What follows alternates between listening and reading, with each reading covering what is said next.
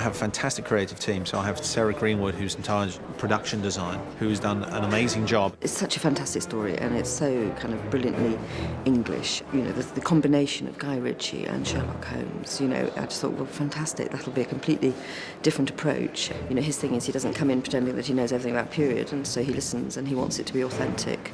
She was very determined to try and get scale to the movie. It's quite a big challenge because we had quite a short period to prepare the movie. My first impression when I read the script was, you know, it's like, this cannot be real. You know, we had 11 weeks prep. It was a real challenge to achieve what we've achieved in the time that we had. What we've done is we've gone back to what are undoubtedly fantastic stories in a fascinating period, Victorian London, which was seedy and menacing and dark and full of theatre and drama. And we've looked at the qualities of these stories that perhaps haven't yet been investigated. Okay, we'll go one more time, everybody. Excellent, thank you. Oh, I see two men, brothers. Oh, not in blood, but in bone. Period should not be all, but period is what gives it its context and its rationale. And so as far as the interior of Baker Street, even though it would have started life as a relatively conventional kind of lower middle class house, it was decorated maybe 20 years, 30 years ago. It's gone slightly tatty, you know, and then Holmes has come in and basically he's screwed with it. He's completely messed it up. It is not a conventional Victorian parlour at all. It's the antithesis of that. You know, this is what would drive Mrs. Hudson completely mad. So here we have a beautiful William IV sideboard, which would probably, you know, be worth tens of thousands of pounds in our day, not in her day. It would have been an out-of-fashion piece of furniture, but certainly it would not, Mrs. Hudson would not be happy that Holmes is using it for his experimentation. All this was actually heavily researched but pulled together in quite a hurry because we were running out of time. We were doing all the other sets as well. But we sort of gathered all the smalls as we went along from like flea markets, antique shops and hire companies. So it's a real sort of mass mix, really. A lot of the film was shot outside of London to try and get sort of Victorian cameos, which we could then patch together to create our Victorian London. And it was great having the freedom to go to places like Manchester and Liverpool, but to shoot the old dockside in Liverpool was fantastic, you know, because it's there and it's on its last knocker, you know, it's literally penciled for conversion in the next, you know, 12 months or so. So it was really great to be able to use those, you know, incredible buildings and things. Every other day, we're in a completely new location, and they've built us docks, they've built us factories, they've built us boats. You turn up and something's happened. The work that we did at Chatham on the shipyard, you could not have done in a studio, not at that scale. It's just a sheer scale we were able to achieve outside. But I think the main contrasts in the film are within the exteriors and the interiors. So the interiors, you know, have a jewel-like quality, and then, you know, the monochromaticness, which is to a certain extent what London was like. He will use whatever you give him, which is great, you know, it's fantastic. And also see things in a slightly different way. We are in Somerset House, which used to be some old Tudor palace in the middle of London. In fact, up and down here, you've got all the old tombstones that line the walls. So we're more or less in the basement of Somerset House. And here, this is replicating Blackwood's cell. And it works perfectly for the prison sequence. And also, this is this enormous pathway that goes all the way around. So we can use it for the chase sequence in the beginning for the second unit. So it kills a couple of birds with one stone.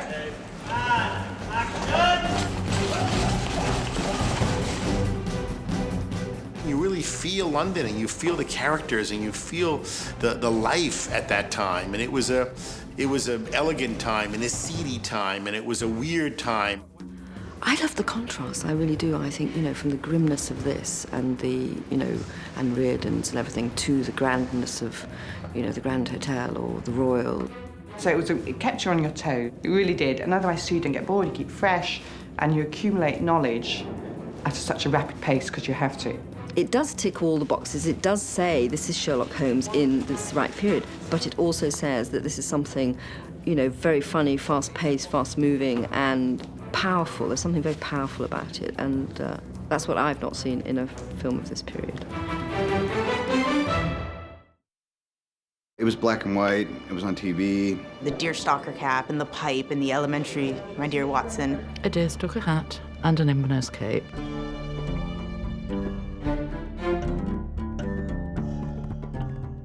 He became sort of the quintessential lofty toff. And what we've tried to do is take him back to what we believe to be his origin, which was essentially a more visceral character. I kept coming back to the same thing, and it was just these particular garments, and one is the black cord jacket, which what I loved about that was it had a flavour of the 1970s rock bands, and the tartan coat also I seem to have seen on some Rolling Stones album. We're actually going back and kind of staying truer to Conan Doyle's vision of Sherlock Holmes. We've tried to essentially make him a more streetwise character, although he's quite lofty and tofty still. He's a guy that can manage to percolate all the different echelons of English society, which were tremendously complex. See his walking stick, a rare African snakewood hiding a blade. It's not an old school adaptation of the books. I don't think there's a deerstalker or a magnifying glass in sight. In recreating Sherlock Holmes, you see that he was a martial artist, that he was even stranger than could be imagined. He had this variety of interests. Plays violin, plays piano, is just very adept at so many things. It almost looks like a sort of Victorian Cambridge Don, you know? Old school, dishevelled, because his mind is so busy he hasn't got time to think about his appearance. To me, that makes much more sense. London's so bleak this time of year. Not that I'm pining for New Jersey. It's interesting in bringing a female character into a Sherlock Holmes story because Sherlock doesn't really have love interests per se, but there is one woman, and her name was Irene Adler. She really runs the gamut of clothing. It's like, you know, these massive bustles to these, you know, lovely tailored tweed suits. You know, they're always a little bit flamboyant, yet she somehow slips under the radar. Slightly awkward in one way because she's always in disguise and you shouldn't notice her, but that's an opportunity I couldn't quite miss, you know, was to give her really strong colour. And this woman she's totally different to the rest of London. The whole sense of that character and the incantation robes, they're a little bit heightened because they were all fairly plain, sort of wizard's robe. I felt we could sort of fly a little bit. The writers have come up with a wonderfully sort of arcane, evil counterpoint to Sherlock. I found all sorts of ways to Blackwood that were, in essence, absolutely truthful to the Victorian period and just slightly off. So the coat's a leather coat, slightly Nazi-ish. Rather odd fabric for the waistcoat, looks a bit visceral. What I wanted to bring and what I know Guy and Robert looked to me to bring was a yin, if you like, to his yang, you know what I mean? For this character, although it's lovely to have a terribly handsome man, you just wanted him stronger, so in fact it was the stronger tweeds that seemed to work. But in essence, it's good suits, good, strong English suits that a military man, you know, and a medical man would have worn, with just a hint to Afghanistan. In the books, he was a soldier, had fought in Afghanistan, and was essentially the brawn to Sherlock's brains. With that military background in mind, I really wanted him to be in the middle and in fact, sort of on the front line and sometimes tearing in ahead of Holmes, and therefore in allowing Robert to be the slightly more wayward, eccentric, dilettante, you know, which is Holmes. It just feels kind of real, so I just feel so fortunate. Really making me look good. But that's the thing, is everybody is helping everybody put their best foot forward. And now, for me, there is no other Holmes. I mean, this Basil Rathbone character is something out of illustration from Punch or what have you. It never existed. For me, this is Holmes, without a doubt.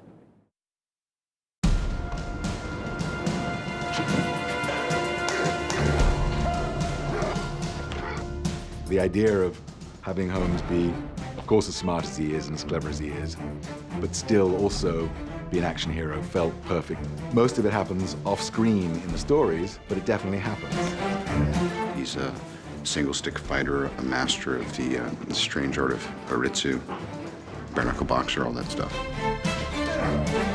It feels like a 1891 version of a Bond film. Sherlock actually knew martial arts. He was a fighter. He could do what he had to do. And Downey plays all those elements. Sherlock Holmes was the first martial artist, really in Western culture. He studied something called Baritsu. Which actually is a form of jiu-jitsu, did exist. And so I thought, wow, this is fantastic. We can use all this. Can you go for the old trianglage? Yeah.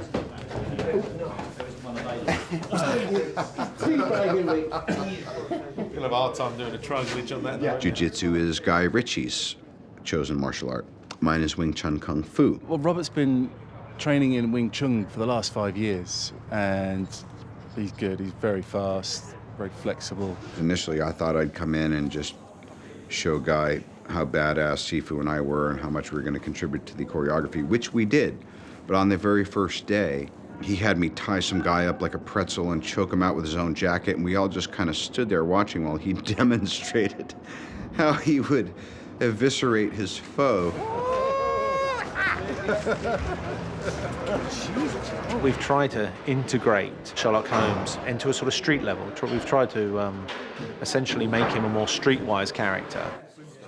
Well, Baritsu is a bastardization of Bartitsu, which was the English guy Barton who went to Japan and studied jiu-jitsu. But because Doyle doesn't call it Bartitsu, which locked us into Barton's jiu-jitsu, it actually is this kind of, nebulous thing that we were able to create. So it's a combination of Guy's style and my style. When it comes to Holmes' fighting skill, that's where his gentlemanness comes out. We don't want to oppose force on force, but rather flow around it or through it and utilize their energy against them. But ultimately, as much as possible, yeah, we want to keep that energy flowing forward, forward, forward, forward.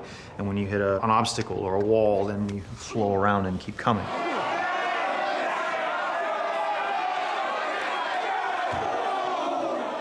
The idea behind the punch bowl sequence was that it's like his lab. It's where he goes to experiment and trial and error and make mistakes. So we're using sort of pressure points, how he's getting in to block the punches from the other guy. So you have to be able to see the larger picture, make sure that punch or that strike doesn't land its mark, and in turn, simultaneously go after the opening that has been exposed by the attack itself. Nice and lively, everybody. And basically, we've been doing as sort of safely as we can, full contact fighting. So there's some great shots there. Every hit you see him take is absolutely real, and the action they accomplished on that I thought was really quite extraordinary. He's very physical, and in fact outdoes a lot of the stuntmen with his physicality. You could not think of a more perfect Holmes.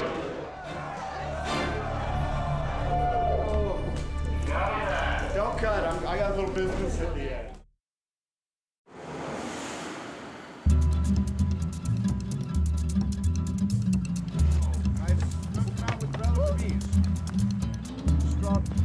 I love being an American playing Sherlock Holmes in England. As long as the accent's all right, it's all gravy. Take us under the bridge. Port side, approximately 100 yards beyond that, you'll find the mouth of a tunnel which leads us to the shores. Ladies first. Robert Downey is the perfect Holmes in my eyes because he's American for a start. I like the fact he's American, which sort of gives him an international feeling. But his English accent is actually perfect. I was lucky enough to do Chaplin with him and Restoration. And so we set the groundwork, really, I suppose, not knowing that this would ever happen. I'm just different now, so I love language so much. And I love words. Before, though, I thought I'm doing this accent, and then I just do my voice, which is, the best voice that I'm aware of for me. Lady Ramsay reports an emerald bracelet. Insurance swindle. Lord Ramsay likes fast women and slow ponies. Cut. The lovely thing about Robert is that he can do it off the cuff, virtually. I mean, and then I have to go in and say, well, just do that, and it's done. And it's often to do with rhythm. It's RP, received pronunciation. He who would hear and now know aught of the new art must fight, toil, care, learn, then take his ease. Phonetic alphabet type stuff. I don't know how many times. I can say crime scene photographer is what your constabulary requires. A photographer? Indeed. It is the future. That kind of gives Holmes and Roberts' accent total authenticity. And often as an actor, you find that doing an accent can get in the way because everything you're thinking about is concerned with the sound of your accent. But he doesn't seem to have any problems with that whatsoever.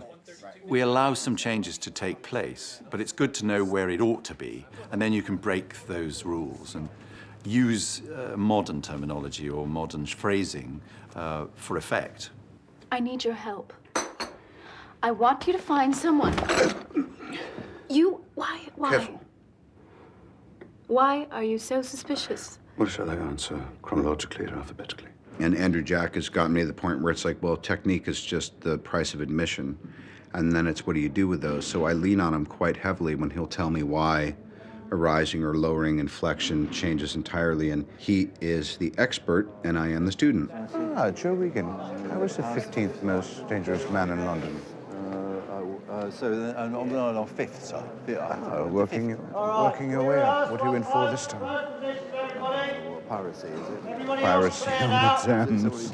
Piracy on the Thames. How romantic. It's often just stressing, like, I'd say, pick up the book. And he'd say, pick up the book.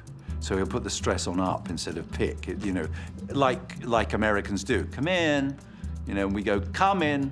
That said, he'd noticed I've come a long way in my confidence, and he also said my voice is just much less grating to work with because now I'm in my 40s and it's dropped into my chest a little more. My goodness me. Here we are. Well, they should be able to give us an address. My goodness me. What a coincidence. There's one thing about the watch you forgot to mention, Holmes.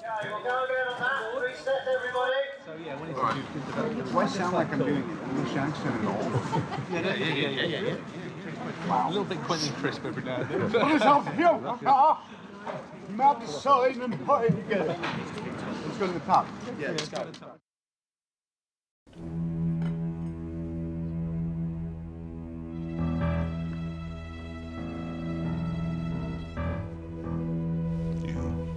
Sherlock Holmes, he's not that interested in women, at least on the surface. He's certainly not interested in marriage, and he's not interested in the typical kind of domestic relationship that Watson would want to have. He's a weirdo. He's not asexual. It just seems like he says to Watson, the fair sex is your department. I mean, he even says in one of the stories that he doesn't believe in love and that kind of emotion because it would interfere with his process. I think he's too aware of the fact that it's an investment and that he has sacrificed his potential enjoyment in said realm for a higher cause.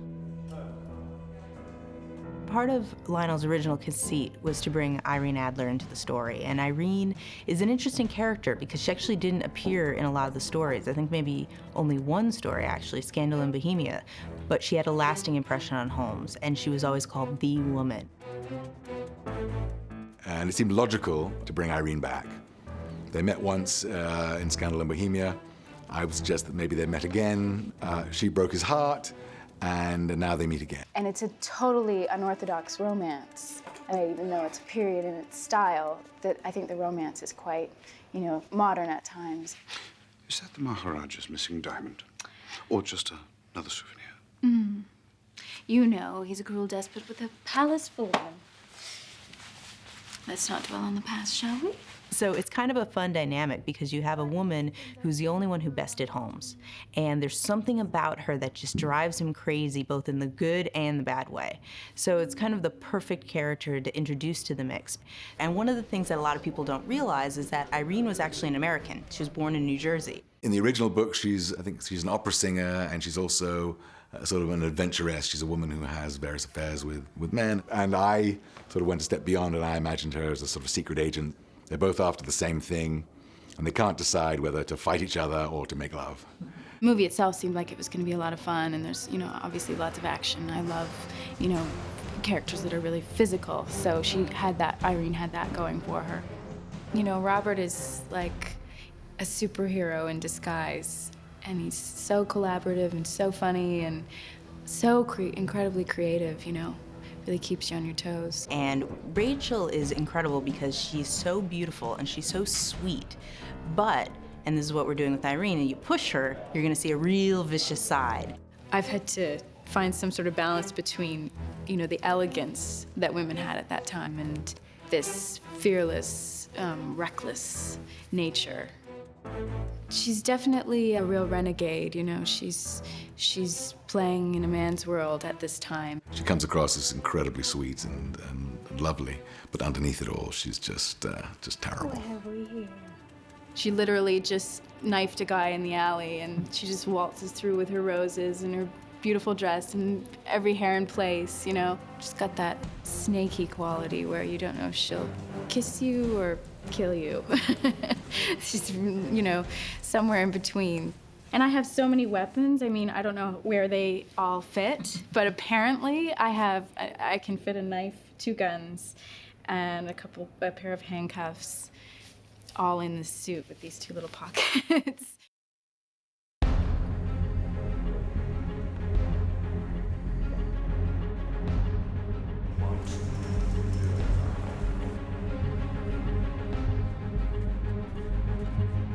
I'd always been a big fan of Sherlock Holmes since I was a kid, and I'd always believed that there was something in there that hadn't yet been done. So when I eventually became a producer and started my own company, the first thing I decided to tackle was Sherlock Holmes.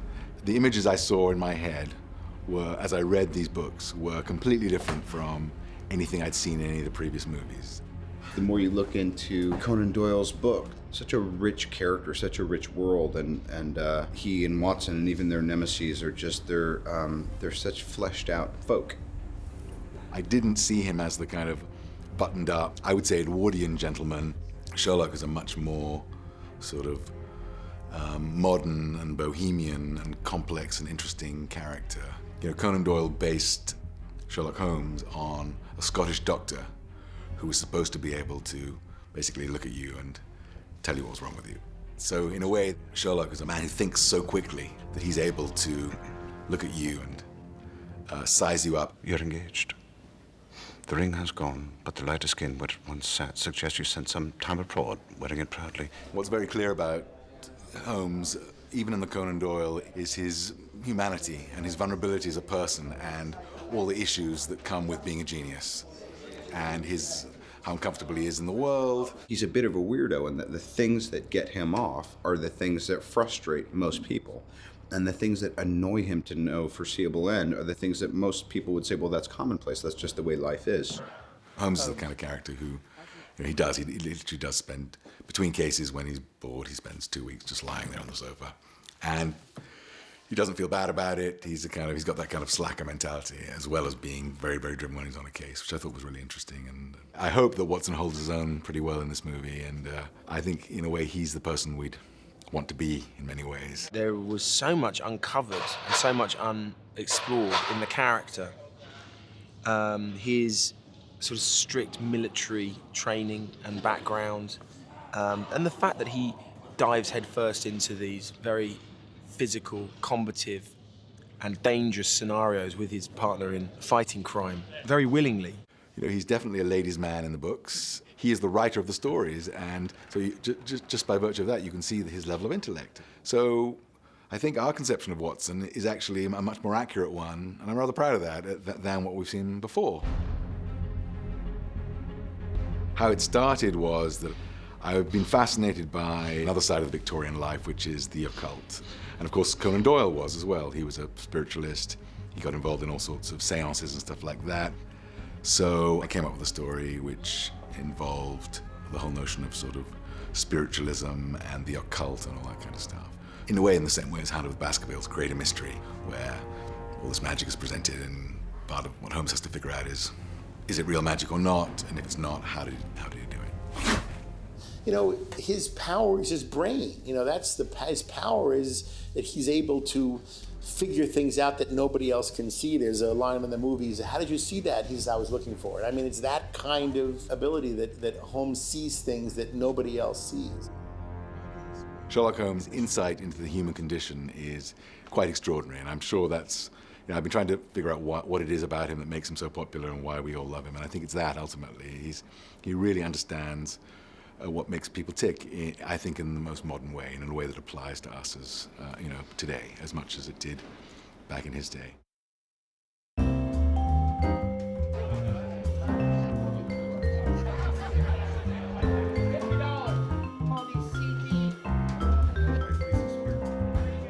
I thought I was a Sherlock Holmes fan and knew a bit about it. I know nothing.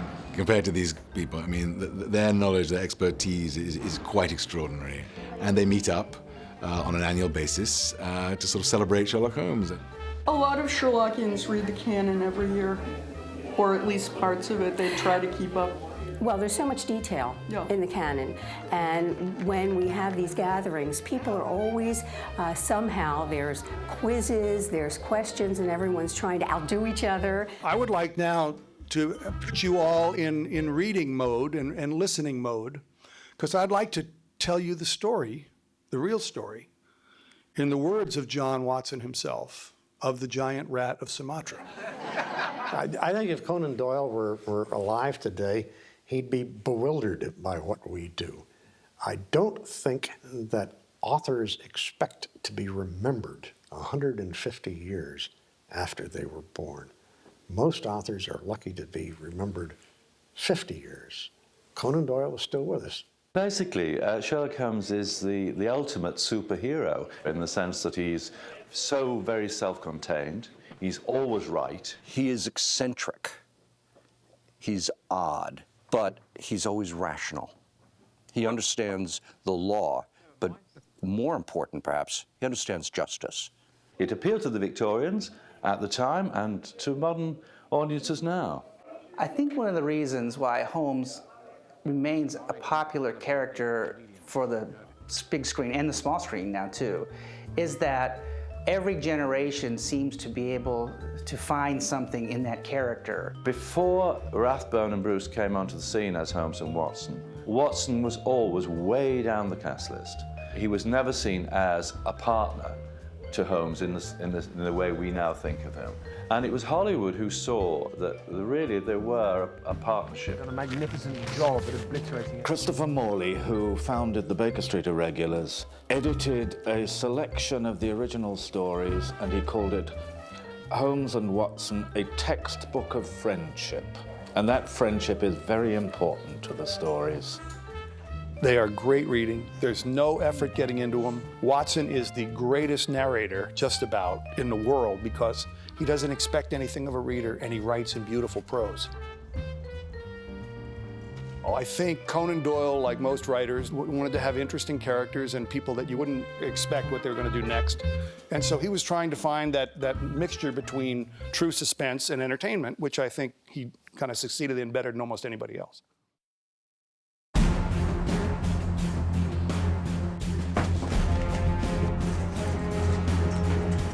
We are in a position with technology today and with the kind of budget that we have to really recreate London as a character, but in a way that will feel like a real place.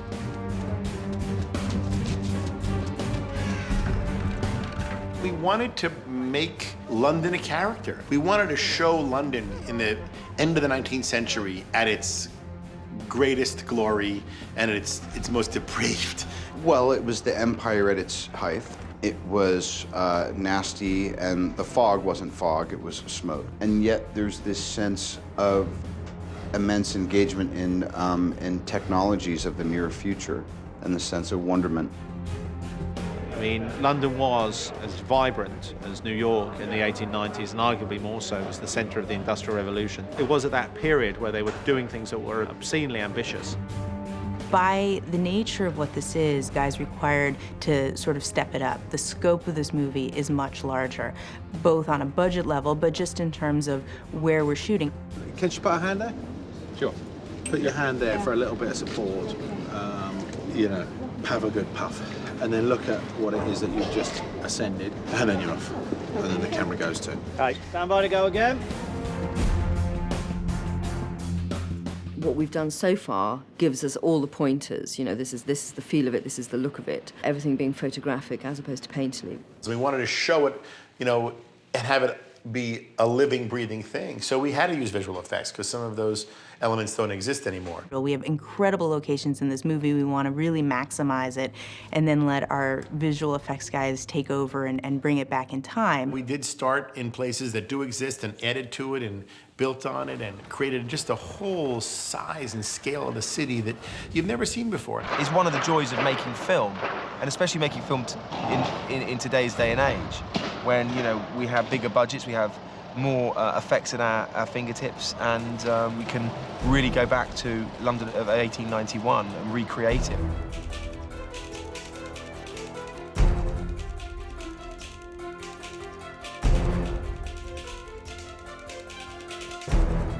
The idea here, and one of the things Guy does bring to it, is you want a gritty reality to it. We still have a lot of fun with it. There's still a huge scope to it, but we wanted to feel like we're really in 1891. We didn't want to feel like we were on a sound stage.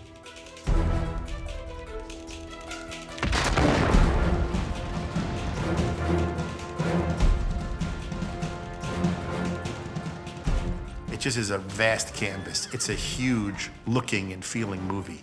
It has weight to it, and it has scale and size and panorama.